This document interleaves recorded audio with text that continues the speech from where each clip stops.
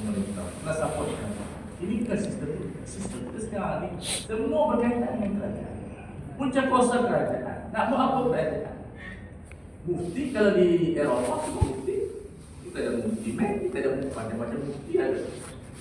Yang dilatih oleh rakyat. Tapi tak ada punca kuasa, tak ada otoriti. Tapi di Malaysia mufti mesti dilatih oleh yang ditutup ataupun atas nasihat agama kepada manusia ataupun dipilih oleh bau. Saya selalu cakap dalam kita semua haram kita pun. Sebab tu tak ada haram wajib ni. Semua bahasa cadangan. Sebab nanti kita keluar dulu. Jadi kita guna bahasa-bahasa yang rahmah, mesra alam. Sebab kita takut nanti disalah. Lepas tu saya menggalakkan kahwin dengan bangla. Bukan wajibkan. Contoh. Bukan, dia boleh kahwin siapa saja. Poinnya ialah malam kita bila jadi mufti kita sangat berhati-hati. Sebab kita akan tahu makin kita ada kedudukan kita makin cermat dalam. Kalau tak ada jawatan kita sebab tak ada otoriti. Orang akan guna bahasa kita, dia akan import kepada sistem, akan import kepada. Misal saya sebut masyarakat ni tak bagus, orang tak pergi zakat.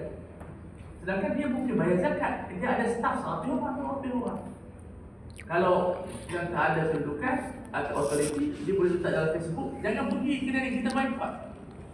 Tapi kita sangat berhati-hati. Jadi sistem keamanan kerajaan ini penting dipertahankan. Walaupun kalau rasa kita tak suka, tetapi mempertahankan sistem itu penting. Kerana dia akan ada import yang besar dari sudut pendidikan, dari sudut kekuasaan dan seumpama dengan dia, dari sudut semua perkara. Jadi bila kita faham keamanan negara dan masyarakat yang penting, kerajaan pun tak berani nak zalim rakyat. Kenapa kerajaan naikkan gaji? Mana dia nak jaga keamanan? Kenapa kita tak ada, saya tak galakkan sangat demonstrasi. Demonstrasi kalau nak buat dia adalah cara aman. Tapi jangan selalu sangat. Saya ada Datuk Azam, bila masa doktor pandai buat demonstrasi. Doktor ni kalau kita berkawan, duduk dia dengan buku je. Universiti pun asing, orang ni dia lain. Cuti dia pun sebulan. Tiba-tiba doktor boleh buat demo, saya fikir dia.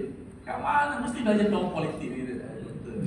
Kena fikir, tapi poin saya ialah kita tak nak suasana sebab negara kita ni boleh politik. Kita bukan macam negara ni. Kita negara kita, sejarah kita menunjukkan Malaysia ni negara aman dan kita kena pertahankan. Itulah kita nak ajak anak muda. Bukan saya kata saya anti pada saya, tidak ada anti pada saya. Semua adalah sahabat saya. Semua adalah saudara kita. Cuma kita nak bina negara sayang. Malaysia ada potensi tapi kena ada rakyat yang ramai. Kalau ikut sebagai kajian dia kata Malaysia kena ada 70 juta. Kita baru ada 33 juta. Apa maknanya saya serahkan kepada jawab. Alhamdulillah